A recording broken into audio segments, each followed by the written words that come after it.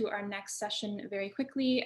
We are heading into Russia now, and I'm very pleased to be joined by our next speaker, Anna Lychagina, who is a young lecturer based in Russia with 4 years of industrial design experience. Anna works with leading Russian universities, government-linked companies, and forum sites on topics including industrial design, innovative entrepreneurship, food design, and national identity in design. So Anna, we're really excited to have you here with us as part of this program. And without further ado, I'll leave the screen to you. Oh, great. Thanks, Sarah. And I am as excited as you. And so let's just begin and get it started. So I will share my screen. How can I make it? Wait a second. I will need a little bit more time. And then as I'm going to share my screen, I will talk a little bit and introduce myself. So yes, thanks a lot. Really, my name is Anna, and I'm working in Russia as an industrial designer and researcher in also in the field of inclusive design. It's quite an interesting field, and today I will show you a little bit of my experience in this, and we also will talk a little bit of some academic background at first. So let's start. Yeah, great.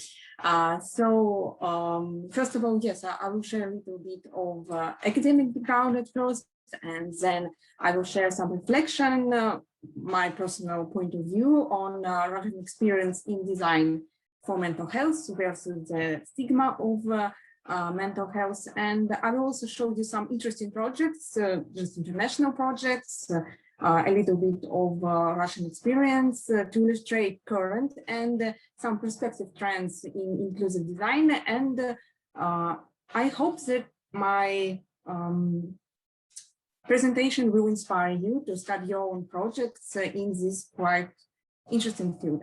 And today, this presentation will revolve around three main themes that are design versus stigma, mental health itself, and inclusive design. And I propose to start with the definition of inclusive design firstly. So unfortunately, the internet nowadays is flooded with incorrect and maybe some kind of uneven definitions of inclusive design. And one of the most popular and sadly very faulty definition of inclusive design that it is some kind of a design for everyone, for all, that includes as much audience as possible. And when we bring some kind of our mind to it, we understand that an object that is comfortable for everyone is some kind of a nonsense. And every person has their own perception of comfort and convenience.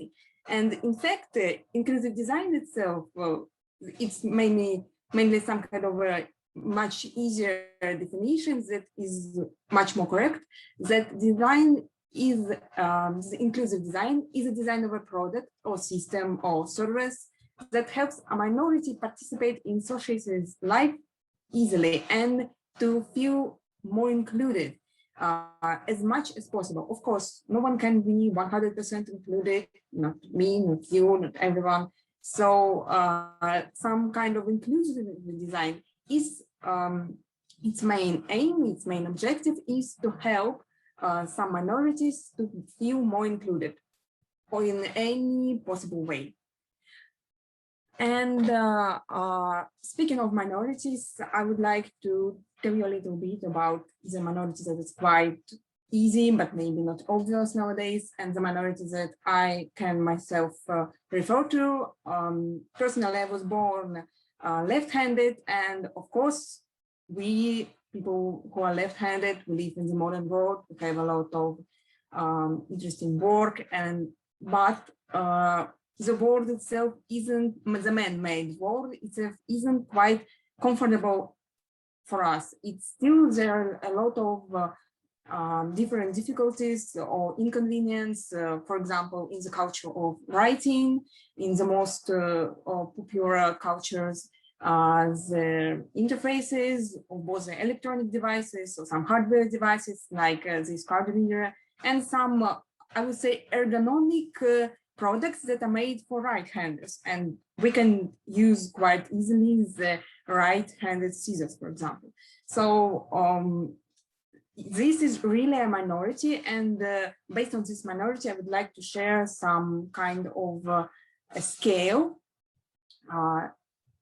from exclusion to inclusion, how the inclusive design really starts, how it comes to us. So the first part of exclusion, we have a complete denial, some kind of extinction, exclusion, maybe murder, some forced retraining from from left-handed to right-handed.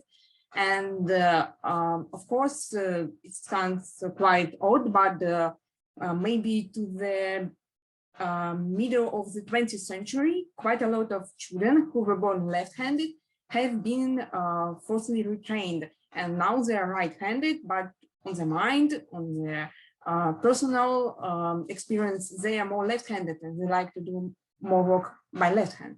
So there is some kind of this idea that maybe it's not so popular now, this exclusion for left-handed people, but in some cultures that may also stay. Next, you have segregation. Of course, we don't cure or we don't force retrain left-handed people anymore, but we may create some special environment that will be only for them, and they can't go out of this environment.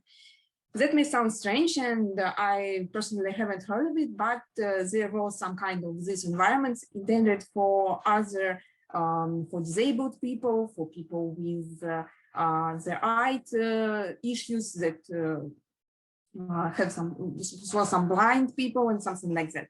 So that was also kind of this scale.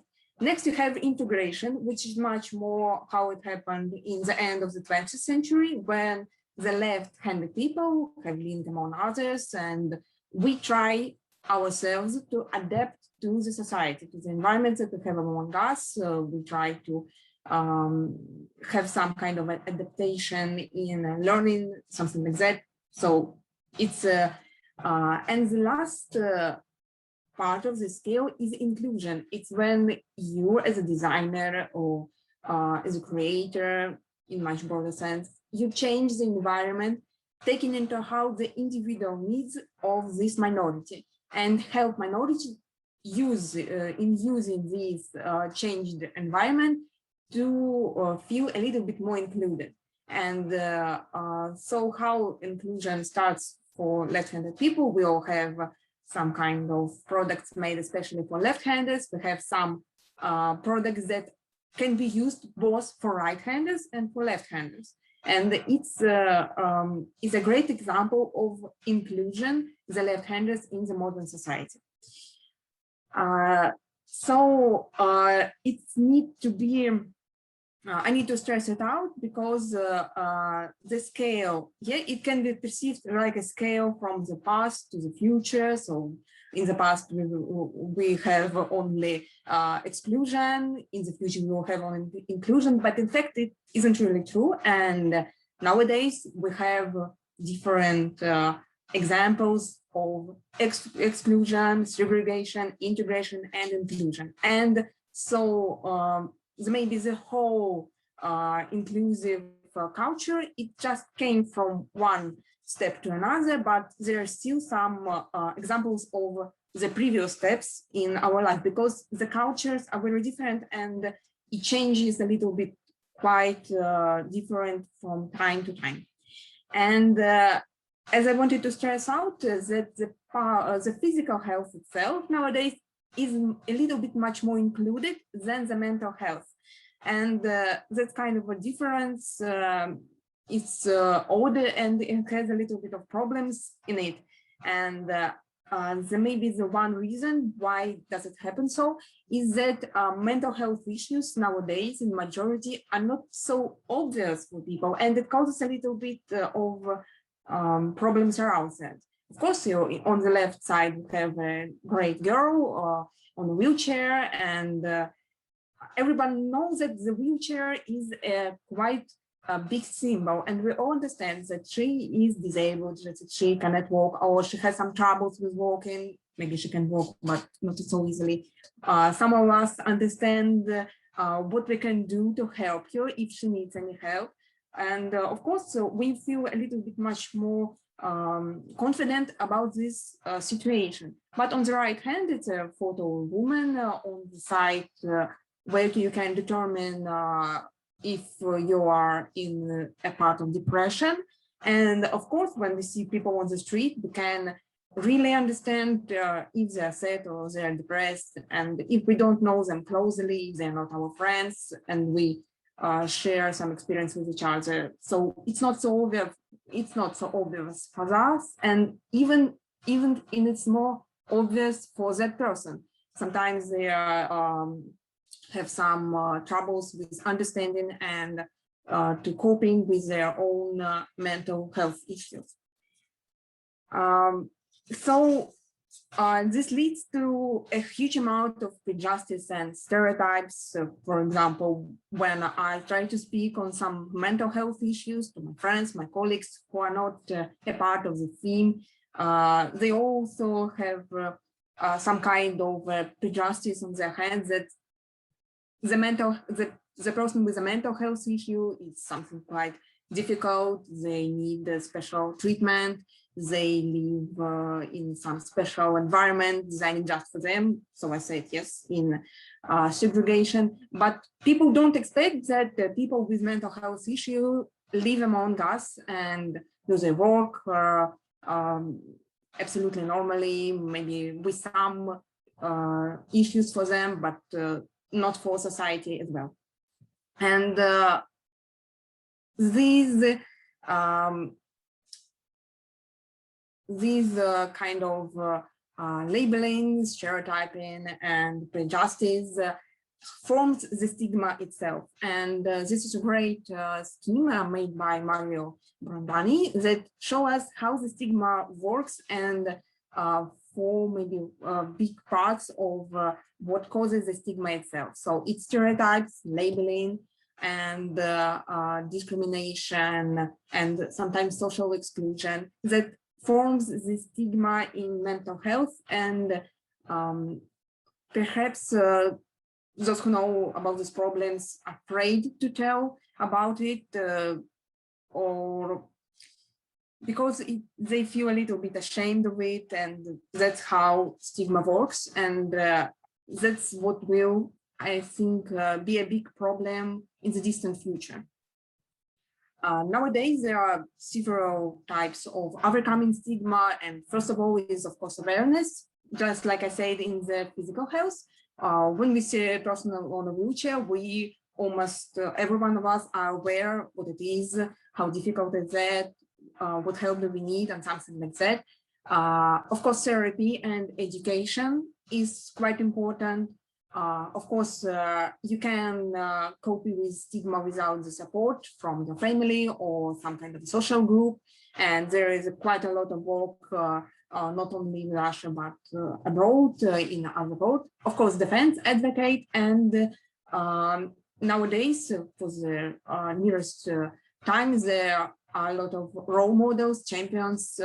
Personally, I have seen a lot of people in the social media who have become some kind of a role models for people with stigma, who can understand that they can cope with it, fight the stigma, and be more included in the society in the nearest future.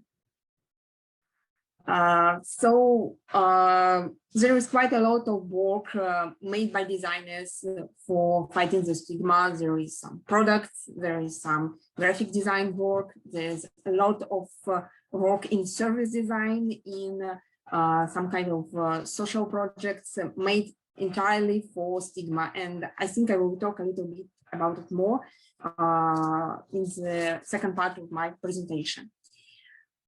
It's even important more right now because, as you know, the COVID pandemic and that that whole mess that they had in the last year, it's causes the spike in anxiety and depression, and its effect now, and we all know about that, even more anxiety is here in our world nowadays.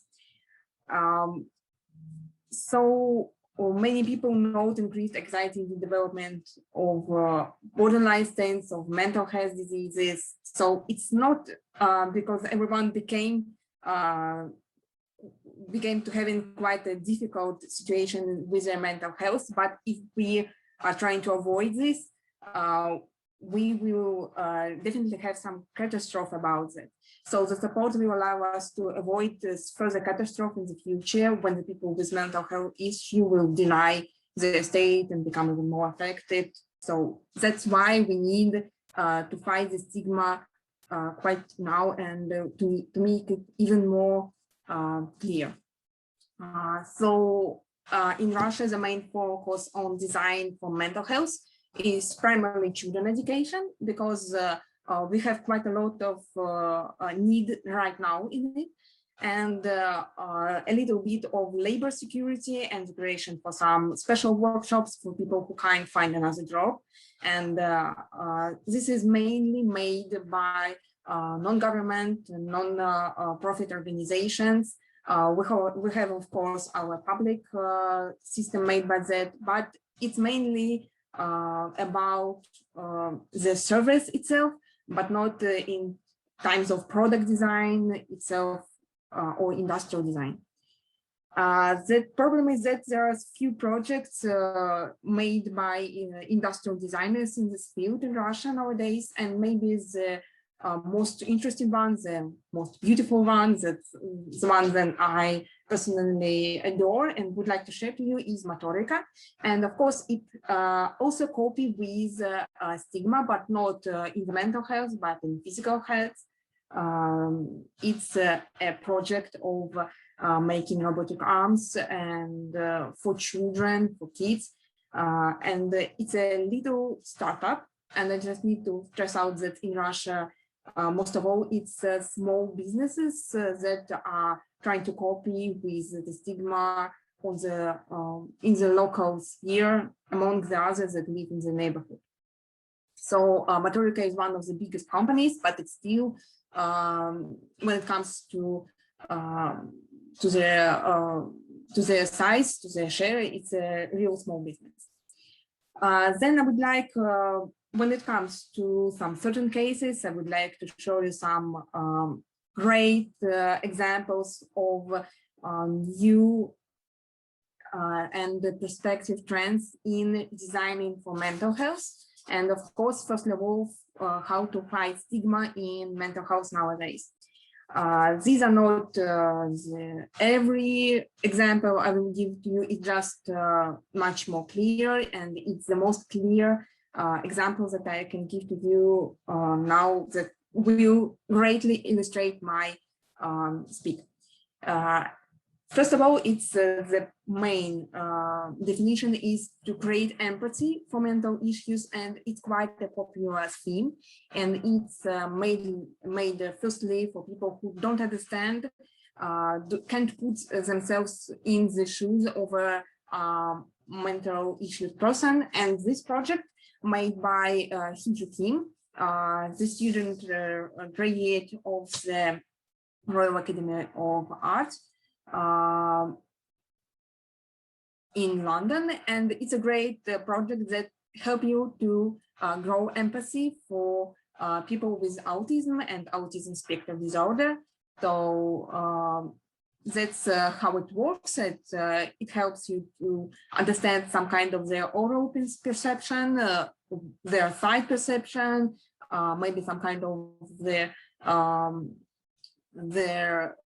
sounds that they're hearing, to create that kind of sensory overload that is quite popular for autistic kids, and quite an issue for them. No matter where they go, where they live, it's still with them, and they can't cope with it just to understand how to make themselves more calm in the real life. The next theme, it's the therapy tool sets, and it's a very broad theme, and there is quite a lot of projects. They're absolutely amazing. They're made for different audiences, for children, for elderly, for people with trauma. These two projects on the left is a project for children who want to understand their emotions much more evenly.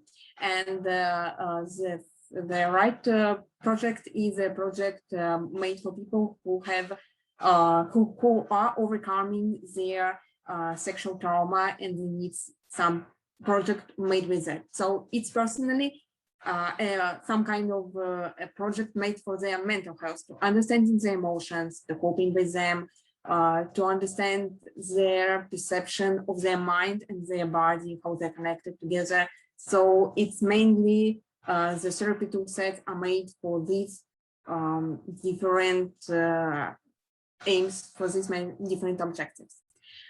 The next project is a little bit more uneven when it comes to mental health, but in fact it is.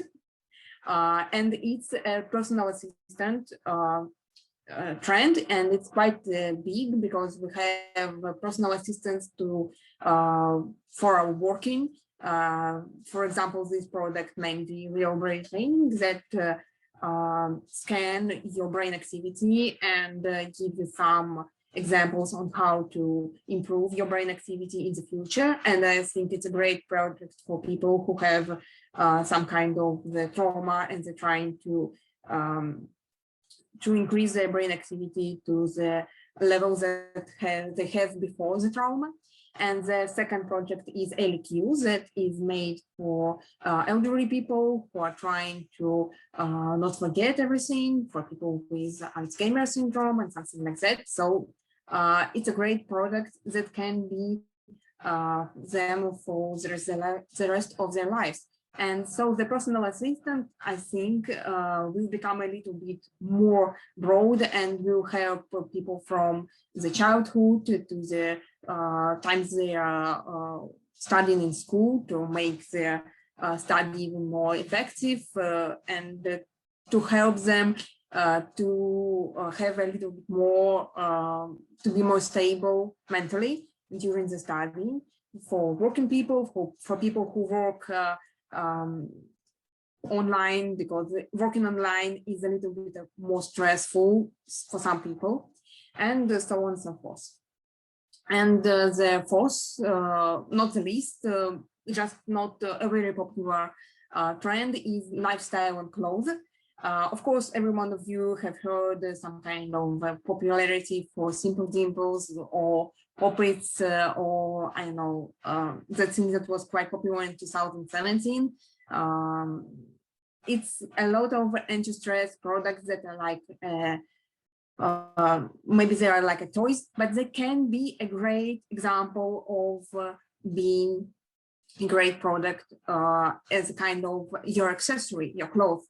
And inspired by that, I have worked on my personal project that is currently in the prototype stage, in the prototype, and it's apparel of clothes that are made firstly for children with autism who need to cope with their sensory overload, but also people with anxiety who need a little bit more stress relief in their real life. And the clothes and accessories are the projects that can be quite easily adapted to your life. You can customize it to your needs. You may use your shoe pendant as a great modern fashion accessory.